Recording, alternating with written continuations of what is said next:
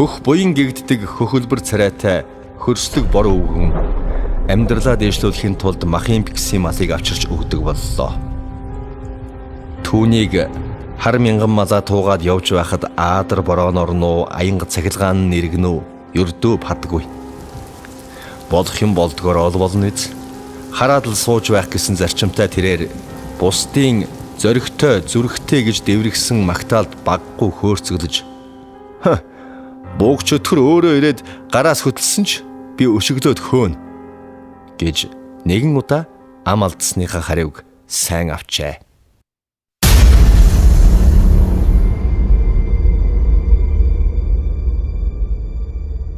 Тэр жил сайхан өвгөн мөн л бүдүүн зүрхтэйгээ харуулж 50 гаруй наснда гар хөлийн үзүүрт зарагдах 10-аад насны ач хүүгээ дагуулan нийслэл хотын зүг алсын замд гарахдаа арц хүж сүү дээж болсон эмгэнээ шоолон байж явсан манер Өвөр ханга аймгийн нарийн тэл сумаар дамжин чухам үзээгүйгээ үзэж айгаагүйгээ айж гинэ.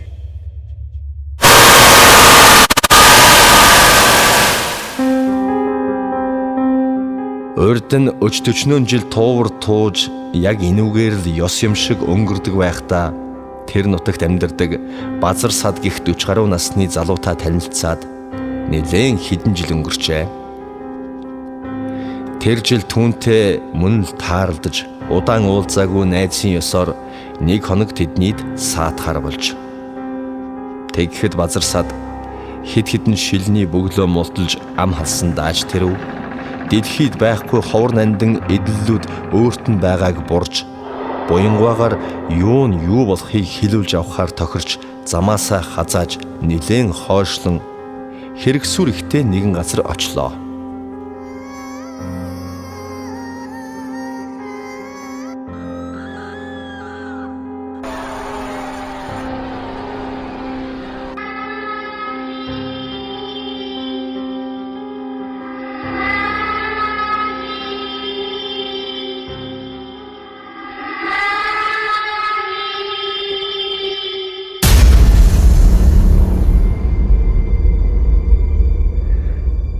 Сартай тунгалаг шөнө тэд майхнасаа гарч хэрэгсүрүүдийн ойролцоох нэгэн чулууг ховхлоод 5 литрийн бетоны чинээ төмөр хайрцаг гаргаад нээхтэн эмэгтэй хүний элдэв гоёл чимэглэл алтан эмэг бөгж эмээлийн мөнгөн хэрэгсэл хазаар ташуур гээд хаад ноёдын сан хөмрөг мэт зүйлс байсанд буян өвгөн цочиж гайхшран яагаад ч юм нэг л муу совин татаад байлаа.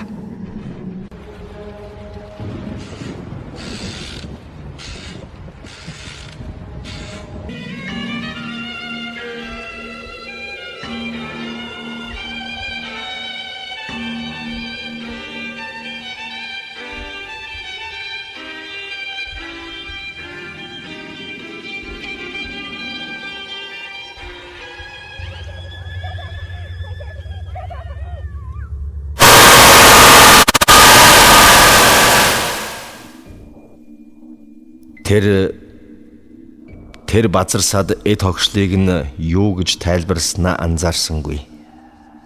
Хурдхан тэндээс холдохын түүс болж хөнгүй майхандаа ирж ямар учиртай юм болохыг нь асууж гинэ. Базар сад ч бол заруулсангүй. Гэхдээ л тэр худлаа хэлсэн байсан юм. Түүний эхнэрийн тал хизээнээсээ алдартай баячууд байсан бөгөөд эцэг өвгдөөсөө өвлөгдөн ирсэн эд хөрөнгийг хүнд ч үл хэлж нуун далдансаар байгаад хатам аав нь нас барахтаа ганц охиндоо үлдээж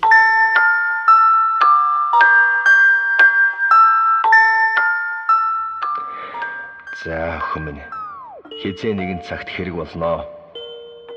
Чамд ах дүү амд найз байхгүй. Наад нөхөр чинь итгэлтэй хүн биш. Ганцаардахын цагт энэ л чамд хань болох учраас зарж үрээд хэрэггүй шүү. Гэд яг энэ газар хадгалснаа зааж өгөхийг нь Базар сад сонсчихж. Базар сад энэ явдлыг ярьж эхнэр маань надад ч хэлж амжилгүй өөд болсон. Гэх боловч тухных нь хөлс бурзаан сарны гэрэлд царайн цонхиж өгсөн амтан харагдаж байлаа. Буянгаа түүнтэй танилцсан жилээ эднийд ирэхэд туранхай сайхан ааштай бор хүүхэн байсан нь тод санагдаж, яагаад ч юм тэр хүүхэд дэрэгдэн ирчгээд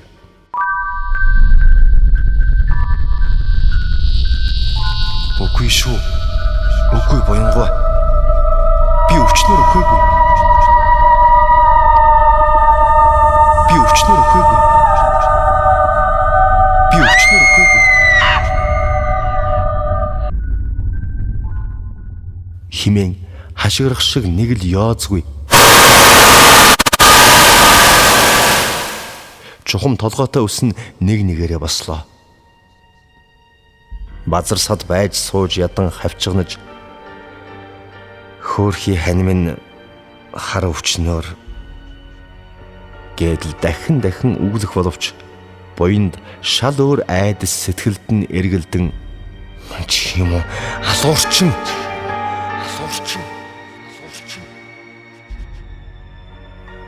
гэд босон харайхад бэлэн байлаа.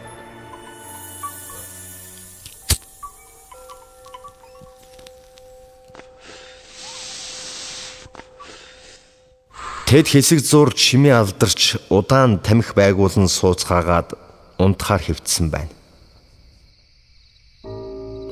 Буян шүн дунд зүүдлээд байгаа ч юм шиг, сэрүүн байгаа ч юм шиг, яг аль нь мэдэгдэхгүй жигтэй үйл явдалд уусан замхарч нүдэрээ инээмсэглсэн туранхай бор хүүхэн энэ эд зүйлс чи яав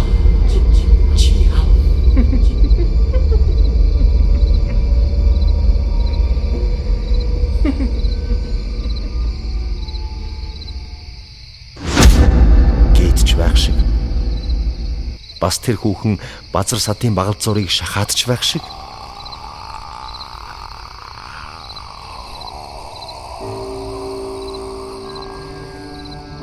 Тэгсээр нэг мэтгэд үүр цайж хонь малаа санан ухсхийн өндийгөд базар садыг дуутахад тэр аль хэдийнэ орчлон орхисон байжээ.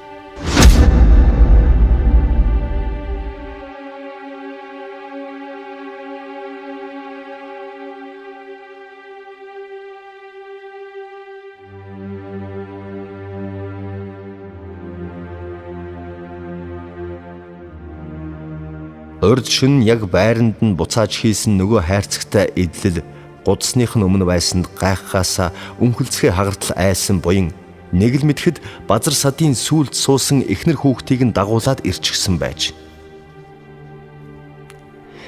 Ийхүү хинээс ч юунаас ч айдаггүй гэсэн буянгаа тэгэхэд сүнсэн зайлж бас болоогүй хүн амны хэрэгт сэжиглэгдэн олзоо хувааж ам зөрлөсний улмаас найзыгаа хороосон хэрэгээр цаад сонсох дөхөж хоригджээ. Аз болоход базар садын эхнэр нь энэ талаар баг зэрэг мэдлэгтэйгээ хэлж нөхрийгөө байс хийгээд л энд ирчихдэг, заримдаа мөнгөтэй болчихдог байсныг нь хэлснээр хэрэг шовторсон бөгөөд харин буянг гүйдэл чөтгөр өшөө авсан энэ төр гэсэн дэми юм яриад явахгүй байхыг хичээнгүйлэн гуйж ам өчхийг нь аваад суллан явуулжээ. Сайх бүсгүй буянгийн амийг аварсныхаа шагналд нөгөөх их хөрөнгөний эзэн сууж ийхүү хөрөнгөндөө хоргоцсон эмэгтэй сүнс нөхрийнхөө толгойг залгисан түүх юм санаж